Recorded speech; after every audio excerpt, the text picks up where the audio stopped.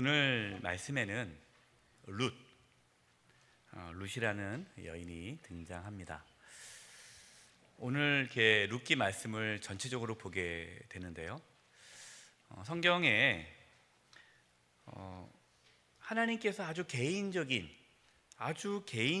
이야기를 기록해 놓은 말씀이 룻기예요. 사실 이 모압 여인 이 룻 특별한 인물이 아니지 않습니까? 아주 평범한 인물이고 그냥 아무도 관심을 가져주지 않는 인물이에요. 왕도 아니고 귀족도 아니고 모압 여인, 이방 여인입니다. 또 남편은 일찍 과부가 됐어요. 가난하고 아무것도 없는 여인이에요. 세상적으로 바라봤을 때는 아무도 관심을 갖지 않는 여인인데 누가 보고 계십니까? 하나님께서 그의 삶을 돌보아 주시는 것을 우리는 알 수 있습니다. 저는 룻기 말씀을 묵상하면 마음이 따뜻해져요. 하나님이 이렇게 세밀하시고 이렇게 좋으신 분이시구나. 하나님은 능력 있고 힘 있는 자들에 관심 있는 것이 아니라 정말로 아무것도 아닌 그 한 사람에게도 하나님은 관심을 갖고 그의 삶을 이끌어 가시는구나 라는 것을 알 수 있습니다. 혹시 여러분 가운데 나 같은 사람을 하나님께서 신경이나 쓰겠어? 라고 혹시 생각이 든다면 그 생각을 바꾸시기 바랍니다. 하나님은 우리를 신경 쓰십니다. 특별히 하나님의 긍휼하심이 룻기의 전체에 흘러나오고 있습니다. 모든 것을 잃어버린 이방 여인, 정말 아무것도 없는 이 이방 여인을 하나님께서 풍성한 삶으로 바꾸어 가는 것을 우린 룻기 말씀을 통해 보게 되죠. 저와 여러분 가운데 이러한 하나님의 긍휼하심과 하나님의 풍성함이 있기를 바랍니다. 이게 너무나 큰 축복이에요. 사사시대가 되었습니다. 사사시대가 어떤 시대입니까? 암흑기죠. 아주 암흑기, 힘든 시기예요. 그때 흉년이 듭니다. 흉년. 그래서 유다 베들레헴에 살고 있는 엘리멜렉이라는 사람이 그 아내 나오미와 또 두 아들 말론과 기련이라는 두 아들을 데리고 모압 땅으로 갑니다. 원래 가면 돼요? 안 돼요? 안 되죠. 왜요? 하나님께서 약속하신 땅은 가나안 땅이잖아요. 그럼 가나안 땅에 살아야 돼요. 흉년이 와도 그 땅에서 하나님의 긍휼을 구하며 하나님의 도우심을 구하며 그 자리를 떠나면 안 돼요. 예루살렘, 그 유다 땅, 그 베들레헴, 이들이 이제 베들레헴 지역 사람인데 이 유다 땅에 살아가는 것이 하나님의 뜻이에요. 그것이 사명입니다. 그런데 힘들다고 그 땅을 떠나 모압으로 갔습니다. 거기서 이제 두 아들이 결혼을 하죠. 그런데 이 엘리멜렉이 죽습니다. 그래서 나오미가 과부가 되죠. 사랑하는 두 아들, 장가를 보냈어요. 모압 여인을 아내로 맞이할 수밖에 없죠. 이방 땅이니까, 모압 땅이니까. 근데 남편 죽고 나서 10년 후에 두 아들이 또 죽습니다. 이제 남은 건 누굽니까? 과부인 자기와 또 과부인 두 자부예요. 지금이야 여자들이 직장 생활을 할 수 있고 사회적으로 활동할 수 있기 때문에 혼자가 되었다고 전혀 위축되거나 어렵진 않아요. 그러나 이 당시에 과부는 가장 가난한 자예요. 여성이 일을 할 수가 없습니다. 그렇기 때문에 과부는 절대적인 가난한 자, 누가 도와주지 않으면 살아갈 수 없는 자예요.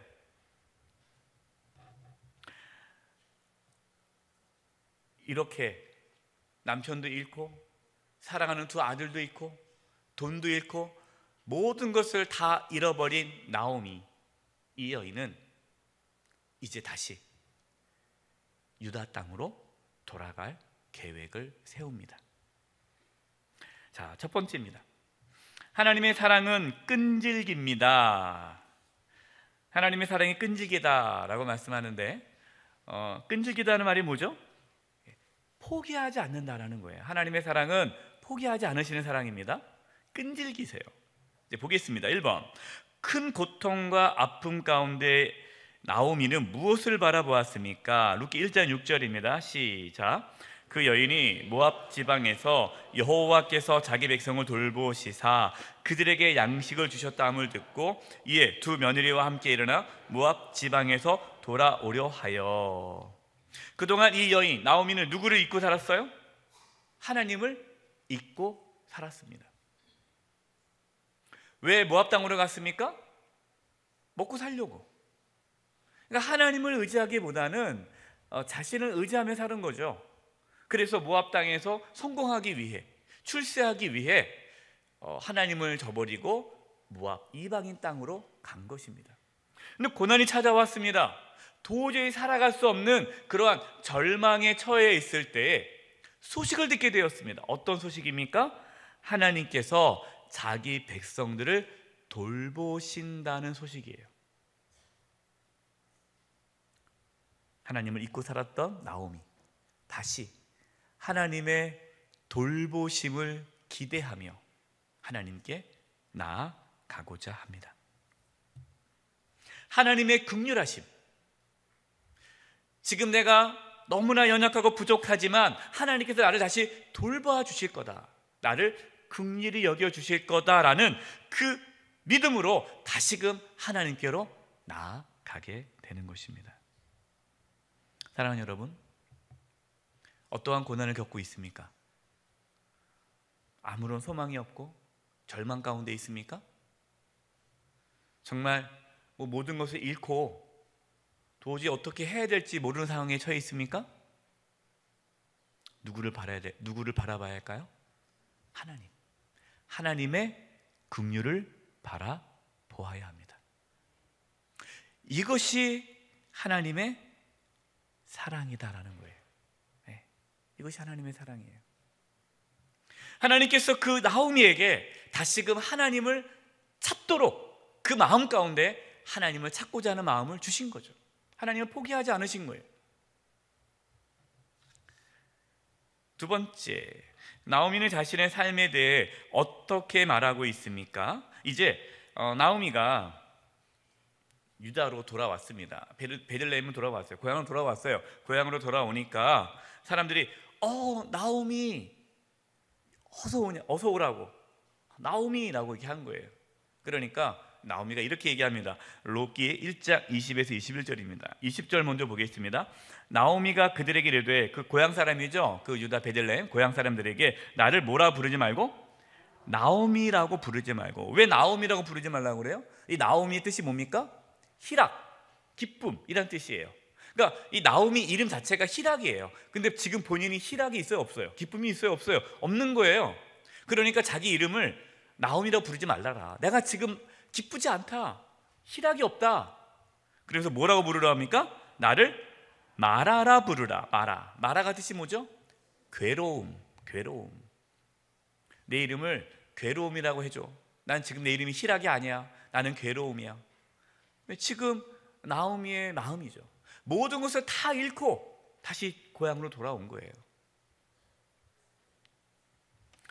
왜 그러냐? 이는 전능자가 누구죠? 하나님이죠. 하나님이 나를 심히 괴롭게 하셨음이니라. 나오미는 하나님께서 나에게 이러한 고난을 주셨다라고 고백하고 있어요. 하나님께 나를 괴롭게 하셨다. 21절입니다. 21절 보세요. 내가 풍족하게 나갔더니.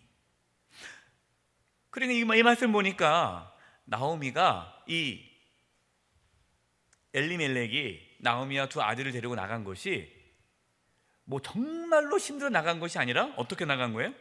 풍족하게 나갔더니 여호와께서 내게 비어 돌아오게 하셨느니라. 하나님을 떠나 뭔가 잘 살 것 같고 행복할 것 같고 내 마음대로 살아가는 것이 내 삶의 질을 높여줄 것 같고 이런 생각이 있잖아요. 특히 이제 모태신앙인 분들은 이런 생각이 있어요. 어렸을 때부터 교회 다녔으니까 교회를 떠나서 내 마음대로 살고 싶다. 내 마음대로 살면 얼마나 행복할까. 그래서 교회 떠나가지고 지금 이제 안 들어오는 모태신앙인 분들도 계시는데, 근데 하나님 떠나 살아가는 삶이 어떻습니까? 힘들죠. 비참하죠. 곤고하죠. 뭔가 얻을 것 같은데, 뭔가 잃을 것 같은데 뒤돌아보면 아무것도 없는 거예요. 여호와께서, 오늘 본문 21절입니다. 여호와께서 나를 징벌하셨고, 전능자 하나님이죠. 하나님께서 나를 괴롭게 하셨거늘 너희가 어찌 나를 나옴이라 부르느냐 하니라. 하나님께서 지금 자신에게 시련을 주었다라는 거예요. 시련을. 나를 징벌했다라는 겁니다. 지금 뭘 고백하는 거예요? 본인이 하나님을 떠나 세상적으로 살아가는 그 삶을 선택했는데 돌아오는 것은 고통이었다. 하나님께서 그렇게 하셨다. 하나님께서 왜 징계하십니까? 뭐 하라고? 하나님께로 돌아오라고. 여러분, 이것이 은혜입니다. 다른 게 은혜가 아니에요. 하나님의 사람, 하나님의 택하신 자들은요, 하나님을 떠나 살면 하나님께서 징계하십니다. 악인이 형통하고 잘 되는 거, 여러분, 그 축복 아닙니다. 저주예요. 왜 저주입니까? 악인이 계속해서 악을 행하는 거 아니겠어요? 하나님께 내버려 두시는 거예요. 그래서 여러분, 악인이 형통한 거 부러워하지 마세요. 그들은 하나님이 저버렸기 때문에 이제 하나님의 심판이 앞두고 있는 거예요. 그러나 정말로 하나님의 은혜를 받은 자는 하나님을 떠나 살면 하나님이 징계하십니다. 하나님께로 돌아오도록 하기 위해서예요. 이것이 하나님의 끈질긴 사랑입니다. 하나님은 저와 여러분을 포기하지 않습니다. 우리가 하나님을 떠나 세상 속으로 살아가면 우리를 치세요. 우리를 징계하세요. 우리를 돌이키게 하십니다. 깨트리십니다. 뭐 하도록? 하나님을 바르게 섬기고 알아가도록 하기 위해서요. 그래서 우리는 고난을 당할 때, 알 수 없는 그러한 징계를 당할 때에 우리의 신앙을 돌아봐야 돼요. 혹시 내가 하나님 앞에 범죄한 것은 없는가? 내가 하나님 앞에 바로 서지 못한 것은 없는가? 이렇게 돌아설 수 있기를 바랍니다. 징계는 힘들지만 하나님의 은혜입니다. 여러분, 이것을 믿으십니까? 네. 지금 나오미가 이것을 고백하고 있는 거예요. 하나님께서 나에게 이러한 징계를 주셨다. 다시 말하면 뭡니까? 하나님께서 다시 나를 회복시켜 주신다. 하나님 우리를 징계하신다는 것은 우리를 회복하시겠다는 뜻이에요. 징계가 목적이 아닙니다. 하나님의 목적은 회복입니다. 그래서 우리가 어떠한 고난 가운데 있어도 두려워하지 않을 것은 하나님의 회복이 곧 따를 거예요. 이것을 지금 이 나오미, 룻이라는 이 여인의 그 일생을 통해서 하나님께서 뭐 하고 있어요? 우리에게 보여주고 있는 겁니다. 세 번째, 아무런 소망이 없는 상황에서 룻은 어떻게 반응하였습니까? 이제 나오미가 자부들에게 뭐라고 하냐면, 이제 돌아가라. 나는 이제 고향으로 돌아갈 거다. 지금 자부들은 모압 여인이잖아요. 지금 모압 땅에 있단 말이에요. 모압 땅에서 이제 유다 땅으로 돌아오면 그 자부들은 어떻게 되는 거예요? 자기 고향을 떠나야 되잖아요. 그러니까 그러면은 과부로 또 살아야 되잖아요. 그럼 얼마나 힘들겠습니까? 그래서 친정으로 돌아가라. 그래서 다시 삶을 살아라. 너희 땅에 가서, 너희 고향으로 가서, 너희 친정으로 돌아가서 나를 잊고 다시 살아라. 정말 미안하다. 이렇게 돌려보내요. 근데 며느리 하나는 울면서 이제 갑니다. 당연히 가야죠. 이게 현실적이죠. 아니, 지금 아무것도 없는 시어머니 모시고 고향으로 돌아간다고 해서 뭐 새로운 출발할 수도 없는 거고, 몸 아픈 시어머니 어떻게 모시겠어요? 먹을 것도 없는데. 그래도 뭐 어머니는 고향 가면은 누가 친척이 있어서 빌어 먹을 수 있겠지만 뭐 자기까지 가가지고 짐이 될 수는 없잖아요. 그러니까 어떻게 보면은 상당히 인간적으로 바라본다면, 이성적으로 바라본다면 자기 친정으로 가는 것이 옳은 거죠. 그런데 이 룻, 이 나오미의 자부 룻은 이렇게 고백합니다. 룻기 1장 16절입니다. 우리 같이 한번 읽어보겠습니다. 시작. 룻이 이르되 내게 어머니를 떠나며 어머니를 따르지 말고 돌아가라 강건하지 마옵소서. 어머니께서 가시는 곳에 나도 가고 어머니께서 머무시는 곳에서 나도 머물겠나이다. 어머님의 백성이 나의 백성이 되고 어머니의 하나님이 나의 하나님이 되시리니. 아무런 소망이 없는 상황에서 룻은 어떻게 반응했습니까? 하나님을 선택했습니다. 바로 이것이 하나님의 긍휼이 시작하는 시점이에요. 하나님의 긍휼, 하나님의 인도하심, 그 하나님의 축복은 아무런 소망이 없는 상황에서도 하나님을 선택할 때 시작됩니다. 중요한 것은 우리가 하나님을 선택해야 돼요. 하나님을 붙잡아야 돼요. 그러면 하나님께서 이제 일하시기 시작합니다. 두 번째, 하나님의 사랑은 따뜻합니다. 아까 첫 번째는 끈질기다 그랬죠? 하나님은 포기하지 않는 하나님. 그래서 우리를 포기하지 않고 우리가 잘못된 길을 가면 징계하시고 같이 붙잡으시는 거예요. 그리고 하나님은 우리가 하나님께 돌아왔을 때 하나님 우리를 따뜻하게 안아주십니다. 1번, 룻은 어떻게 하나님의 인도하심을 받게 되었습니까? 제가 룻기를 묵상하면서 크게 이 세 가지 우리가 오해하는 것이 있어요. 어떤 게 있냐면 하나님 나를 긍휼히 여겨주세요. 기도하면 하나님의 긍휼이 나타납니까? 하나님 나를 인도해 주세요. 가만히 있으면 하나님의 인도하심이 나타납니까? 그렇지 않다. 하나님의 긍휼하심과 하나님의 인도하심이 실제적으로 우리의 삶에 나타나려면 우리가 해야 할 것이 있어요. 그것이 뭔지 룻을 통해서 알 수가 있습니다. 첫 번째, 한번 1번, 현재의 삶에서의 성실함. 룻은 아주 성실했어요. 그러니까 현재의 삶에서 성실해야 돼요. 어떤 분들은 현재의 삶에 성실하지 않아요. 그러면서 뭐라고 그래요? 꿈을 꾸는 거예요. 내가 지금 이런 일 할 사람이 아닌데, 내가 지금 이런 허드렛 일 할 사람이 아닌단 말이야. 나를 몰라주고 말이야. 하면서 지금 현재 일을 등한시해요. 그리고 큰 것만 생각해요. 네. 여러분, 이 사람은요, 이런 사람은 하나님의 인도함을 받을 수가 없어요. 지금 내가 처해 있는 상황에서 최선을 다하고 성실하게 하는 거예요. 그것이 하나님께서 하나님의 인도하심을 받는 첫 번째 단계예요. 보겠습니다. 룻기 2장 2절이에요. 2장 2절 읽어보겠습니다. 시작. 모압 여인 룻이 나오미에게 이르되 원하건대 내가 밭으로 가서 내가 누구에게 은혜를 입으면 그를 따라서 이삭을 줍겠나이다 하니 나오미가 그에게 이르되 내 따라 갈지어다 하매.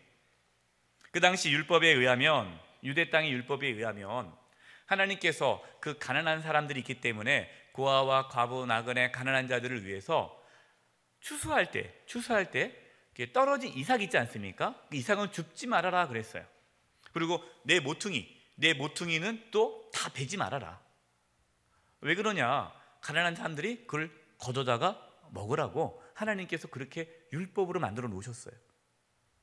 그래서 유다 땅에는요, 이렇게 추수하면은 그 바닥에 이삭들이 떨어져 있어요. 그럼 그를 주워다가 밥을 해 먹는 거예요. 많지는 않은 양이지만 굶어 죽지 않을 만큼이 되죠.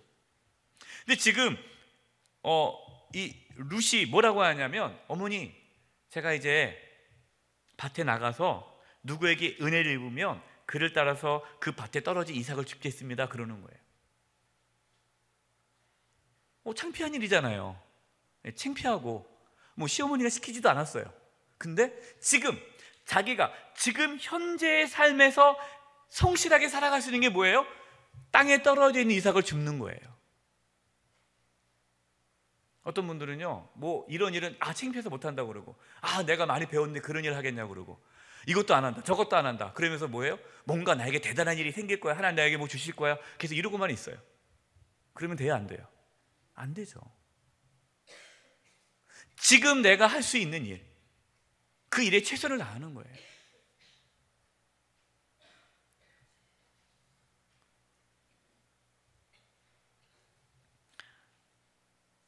룻은 가만히 있어서 하나님의 도우심을 구하지 않았어요. 현재의 삶에 성실하게 최선을 다해 지금 자기가 할 수 있는 일에 최선을 다했어요. 여러분, 저와 여러분의 삶에 이 현실에 지금 처한 상황에서 최선을 다하는 성실함이 있기를 바랍니다.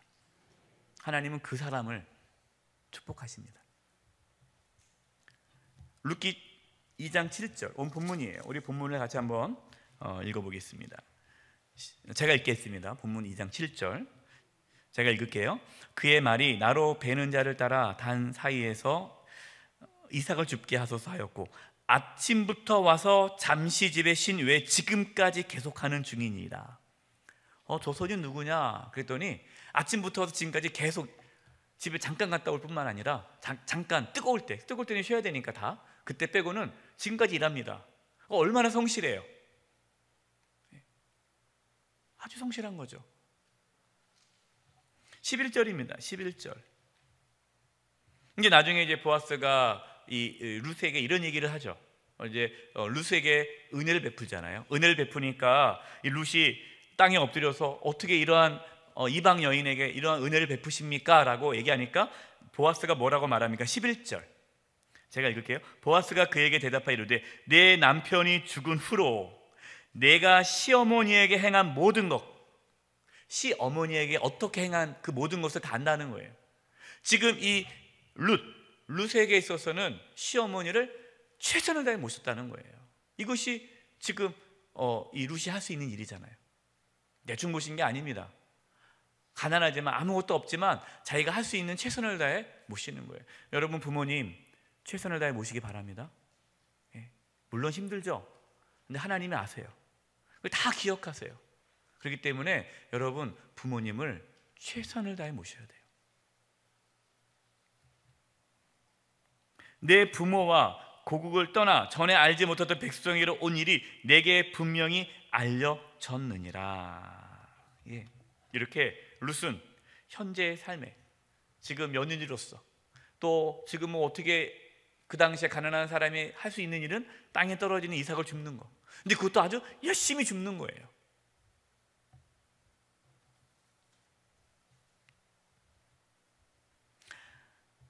두 번째, 하나님께서는 이렇게 열심히 일하는 룻에게 우연을 통한 인도하심을 허락하십니다. 오늘 본문 3절입니다. 룻이 가서 베는 자를 따라 밭에서 이삭을 줍는데 우연이라는 말이 나오죠. 우연히 그냥 갔는데 우연히 엘리멜렉의 친족 보아스에게 속한 밭에 이르렀더라. 많은 밭 중에 하필 엘리멜렉, 그러니까 시아버지죠. 시아버지의 친족 그 밭에 가서 이삭을 줍게 된 거예요. 또 4절, 마침 보아스가 베들레헴에서부터 와서 베는 자들에게 이르되 여호와께서 너희와 함께 하시기를 원하노라 하니 그들이 대답하되 여호와께 당신에게 복 주시기를 원하나이다 하니라. 마침 누구에게? 마침 보아스가 또 그때 그 밭에 나오는 거예요. 평상시 잘 안 나오는데 그때 또 나온 거예요. 그래서 이 룻을 만나게 됩니다. 지금 하나님께서 우연을 통해서 이렇게 인도하시는 거예요. 우리에게는 우연이죠. 그러나 하나님의 섭리, 하나님의 인도하심이 있습니다. 하나님은요 이렇게 일을 하세요. 뭐 우연 같은데 그 모든 것들이 탁탁탁탁 맞아져요. 여러분 경험해 보셨죠? 아마 많이 경험해 보셨을 겁니다. 우리가 살아가면서 정말 우연 같은 일들이 계속해서 일어나요. 그것은 뭐죠? 하나님의 인도하심이에요. 왜 시아버지의 친족 보아스의 밭에 가게 하셨느냐? 그 당시에 율법에 의하면 기업 무름이라는 그러한 제도가 있었어요. 이게 무슨 제도냐면 이제 집안 중에 남편이 죽었어요. 남편이 죽으면 과부가 되잖아요. 그러면은 그 남편이 갖고 있던 재산이 사라지게 되잖아요. 그래서 그 집안, 그 가문의 그 재산을 보호하기 위해서 그 가문에 속해 있는 친척과 이 과부가 결혼을 합니다.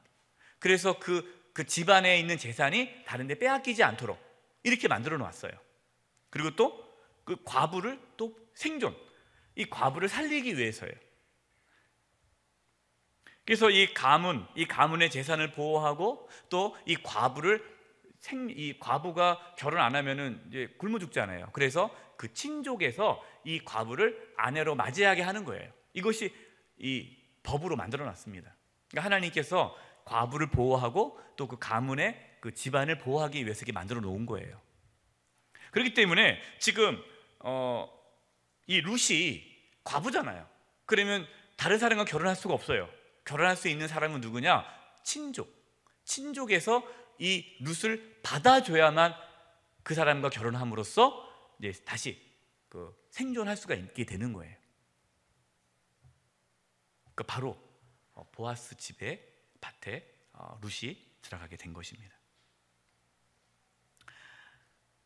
세 번째, 하나님의 인도하심, 하나님의 긍휼하심 받으려면 세 번째 필요한 것이 뭡니까? 하나님의 뜻에 따른 순종이에요. 순종이 필요해요. 이제 룻이 갔다 왔습니다. 갔다 오더니 이제 시어머니한테 얘기하는 거예요.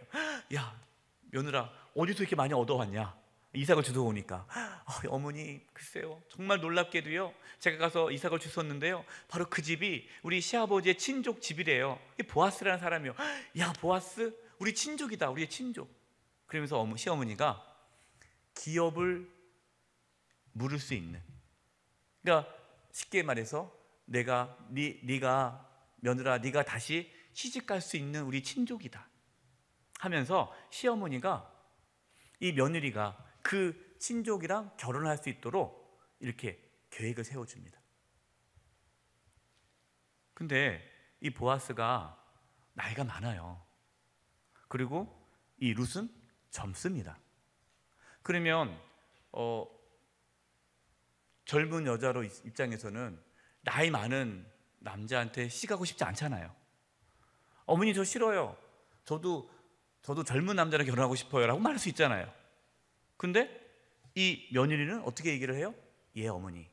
그것이 하나님의 뜻이니까, 하나님의 율법, 그것이 하나님의 말씀에 순종하는 거니까 제가 순종하겠습니다 하고 100% 순종합니다. 이것이 룻기 3장 9절입니다. 이르되 내가 누구냐 하니 대답하되 나는 당신의 여종 룻이오니 당신의 옷자락을 펴 당신의 여종을 덮으소서. 이는 당신이, 보아스에게 얘기하는 거예요. 당신이 기업을 물을 자가 됨이니이다 하니. 그러니까 룻은 성실했던 사람이고 그 성실함 가운데에 나아갔더니 하나님께서 우연을 통해 보아스를 만나게 하고 또 그것이 하나님의 뜻임을 알고 또 그 말씀에 순종함으로 나아갔다라는 것입니다. 우리의 삶에 이러한 모습이 있어야 돼요.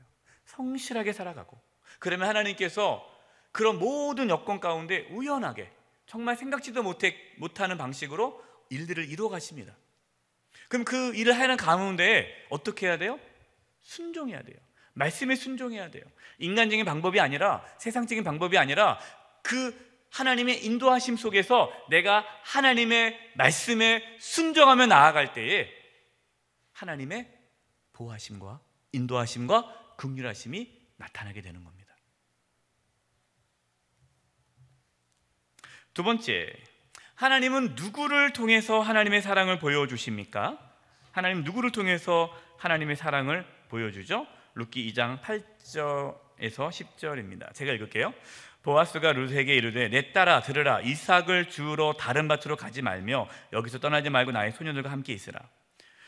하나님이 누구를 통해서 하나님의 사랑을 보여줬어요? 보아스. 그러니까 쉽게 말해서 하나님은 사람을 통해서 하나님의 사랑을 보여주십니다. 하나님은 사람을 붙여주세요. 여러분도 한번 경험해 보셨을 겁니다.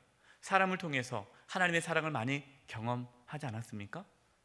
저는 지금까지 참 부족한 종이에요. 부족한데 정말 하나님께서는요, 사람을 통해서 저에게 많은 사랑을 주셨어요.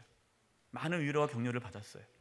정말 제가 아무것도 아닌데 그렇게 격려해주고 기도해주고 이런 분들이 참 많이 있었어요.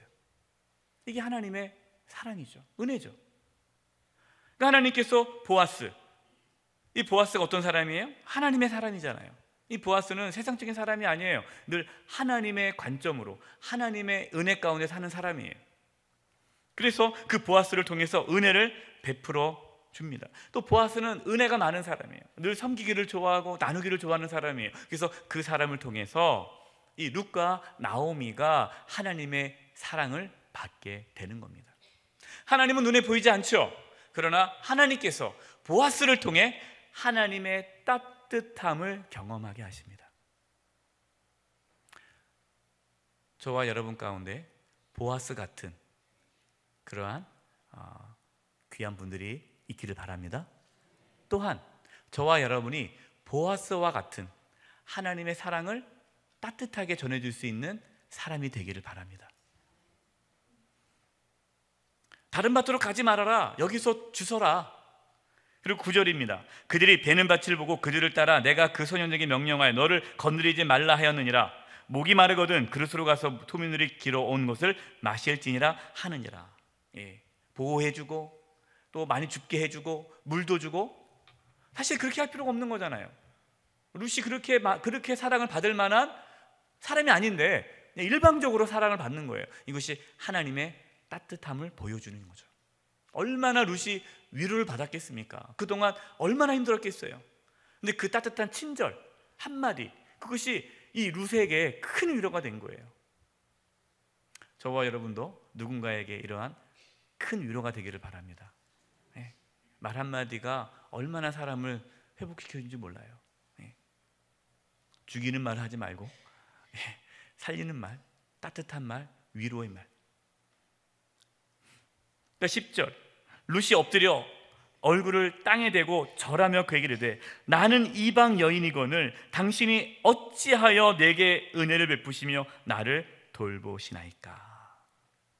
내가 큰 은혜를 받았다라는 거죠. 자, 근데 12절 보세요. 12절 보아스가 뭐라고 말을 하냐. 보아스가 12절 여호와께서 내가 행한 일에 보답하시기를 원하며. 자, 보아스는 하나님 중심이죠.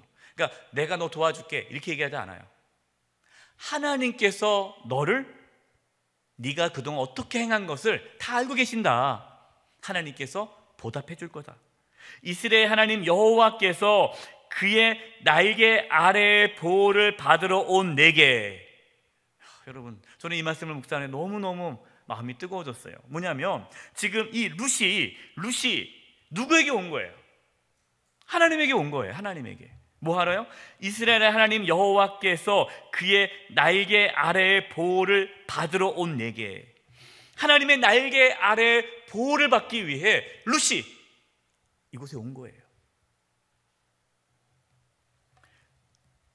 하나님께서 온전한 상 주시기를 원하노라.